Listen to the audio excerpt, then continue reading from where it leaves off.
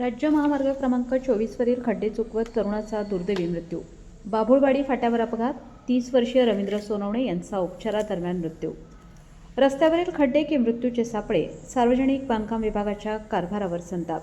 नांदगाव तालुक्यात आणखी किती निष्पाप बळी गेल्यानंतर प्रशासन जागे होणार.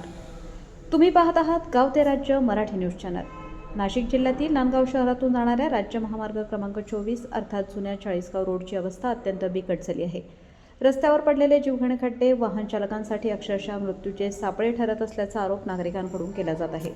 याच रस्त्यावर बाभुळवाडी फाट्याजवळ खड्डा चुकवण्याच्या प्रयत्नात झालेल्या अपघातात नांदगाव येथील 30 वर्षीय रवींद्र भाऊसाहेब सोनवणे गंभीर जखमी झाले. त्यांना उपचारासाठी रुग्णालयात दाखल करण्यात आले. मात्र उपचारादरम्यान त्यांचा दुर्दैवी मृत्यू झाला. एका आईचा मुलगा गेला, एका पत्नीचा पती गेला आणि हुलारवाडा परिसरावर शोककळा पसरली.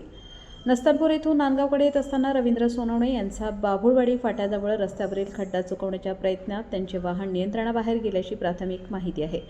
अपघातात त्यांच्या डोक्याला गंभीर दुखापत झाली. त्यांना तातडीने रुग्णालयात दाखल करण्यात आले.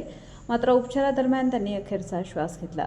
रवींद्र सोनवणे यांच्या मृत्यूमुळे त्यांच्या कुटुंबावर दुःखाचा डोंगर कोसळला असून परिसरात हळहळ व्यक्त होत आहे. मात्र आता प्रश्न आहे तो रस्त्याच्या दुरावस्थेचा.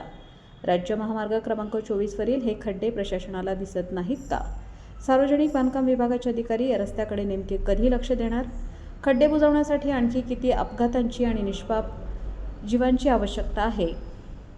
नांदगाव तालुक्यातील नागरिकांच्या जीवाची किंमत प्रशासनाच्या दृष्टीने किती आहे?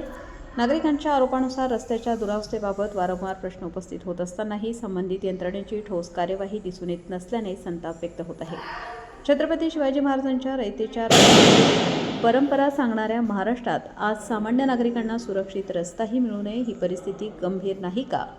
रस्त्यांवरील खड्डे हे केवळ विकास कामातील त्रुटी नाहीत, ते वाहन चालकांच्या जीवासाठी गंभीर धोका ठरू शकतात.